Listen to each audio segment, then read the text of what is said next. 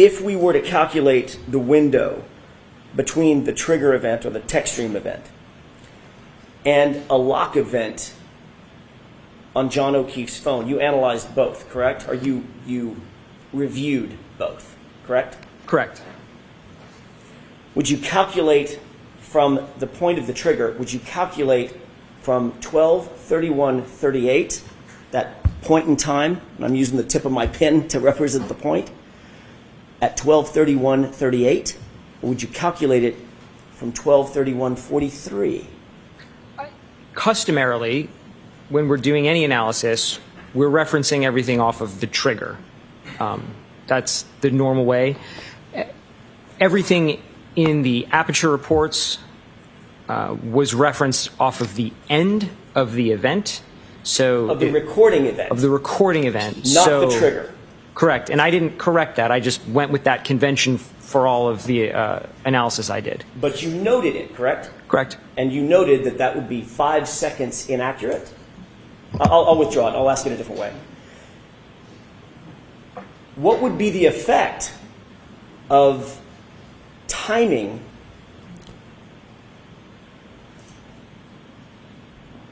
if you were to start at the trigger event, 12:31:38, versus timing the event if you were to start at 12:31:43?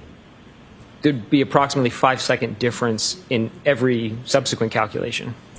And if, in fact, there was a lock event, which you reviewed, at 12:32:09, how long would the actual window be from the trigger event to 12:32:09? It would be larger by 5 seconds, approximately. So it would actually be 31 seconds, correct? Did I do my math right? You did.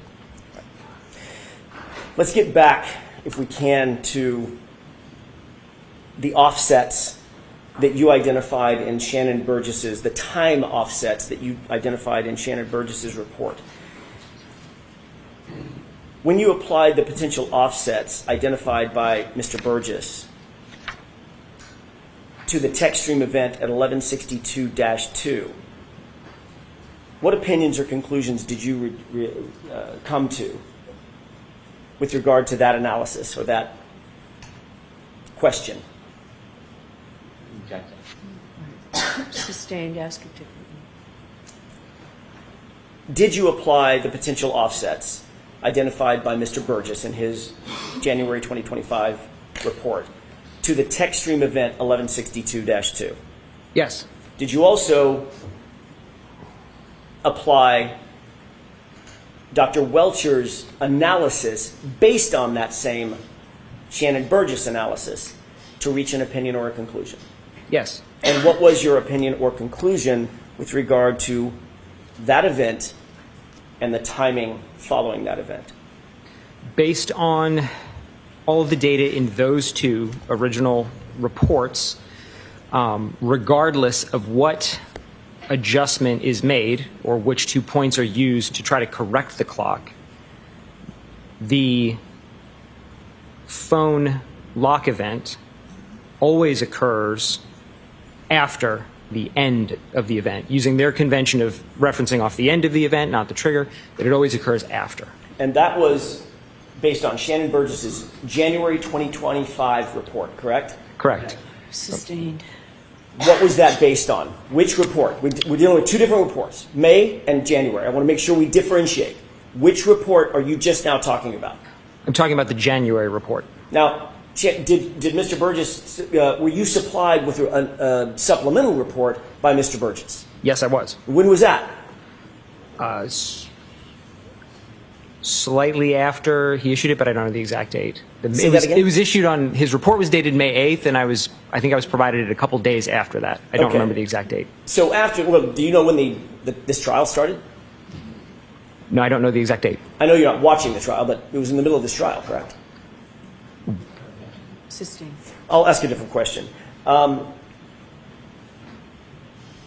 With regard to the original report, the January 2025 report, was there any circumstance in which Mr. Burgess and Mr. Welcher could conclude that the lock event on John O'Keefe's phone, that lock event, occurred before the trigger event. Objection. Sustained. Ask it differently, Mr. Jackson. What is your opinion about whether or not there was any analysis done by Mr. Burgess or Mr. Welcher that put the lock event occurring before the trigger? Objection. Sustained.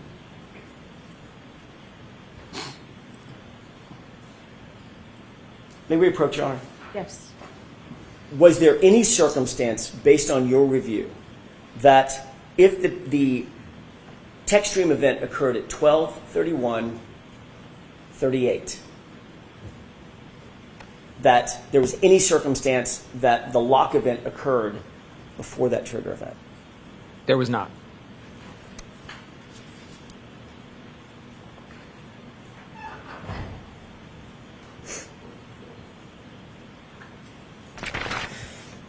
Did you create a PowerPoint for clarity's sake in March of 2025? Yes, Did you provide that to us? I did. What was the purpose of creating the PowerPoint? The purpose of the PowerPoint was really to take a bunch of different data elements that were kind of placed throughout Mr. Burgess's report and Dr. Welcher's report in PowerPoint and compile them into a single source, a single table, essentially, to show as clearly as possible what the conclusions would be if we look at the data as a whole. When you created that PowerPoint presentation, did you create it with the intention of providing it to the defense, which would then be provided to the Commonwealth? Yes. Are you aware of whether or not that was disclosed to the Commonwealth as part of the normal discovery process? No. Objection. So the answer is no. The answer is Following your presentation of the PowerPoint to us, at some point did you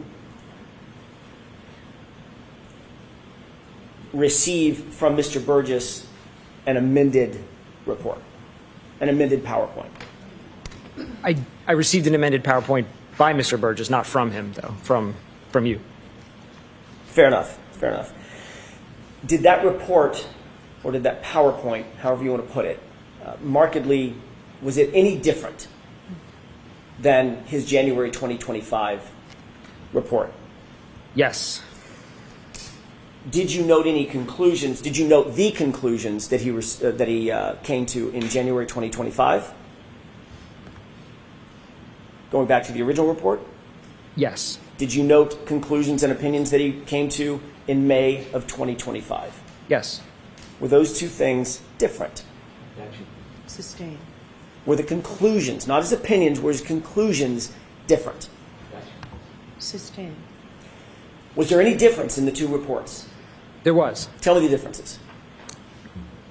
In the first report, Mr. Burgess did some of the calculations that are necessary to correct or adjust the times based on certain approaches, but never went through the final step of applying those calculations to the times and coming up with a final time. In the supplemental report, he then essentially took that analysis to the end. He approached it in a new way, a different way than he had previously laid out in the first report, but then he also took it all the way to the end by applying those calculations to the times. What were the main differences? Explain for the court and for the jurors, what were the main differences that he changed in the May 2025 report? Contrasting it with the original Correct. report. In the Right. original report, he laid out some methodologies for correcting the clock using phone calls that were shared between the vehicle and Mr. O'Keefe's phone. And in the supplemental report, he moved away from the phone call analysis and moved to attempting to align the clocks using a shared maneuver between the vehicle and the phone. What was the shared maneuver? It was a 3-point turn. Was that the same analysis that he had in January 2025? He did not have that analysis in the January 2025 report. Thank you. Based on the new information in the May 2025 report, what was the effect, as you see it, regarding the possible scenarios? So I did the exact same process I did using the supplemental report as I did on the first report. And when I ran all those numbers and those calculations, it turned out there are now some scenarios in which the phone lock occurs after the end of the event. There's some scenarios where the phone lock occurs simultaneously, like literally at the same second. And there are some scenarios where it occurs before. So now there's a range. So Mr. Burgess's report, his new report, his amended report, widened that gap to allow him to opine that there were scenarios that occurred after the phone lock event, correct? Objection. The objection is sustained. Did you prepare a PowerPoint presentation in furtherance of clarifying Mr. Burgess's analysis? Objection. Sustained. Did you seek to clarify Mr. Burgess's analysis? Objection. Sustained. Your Honor, may we approach? Yes.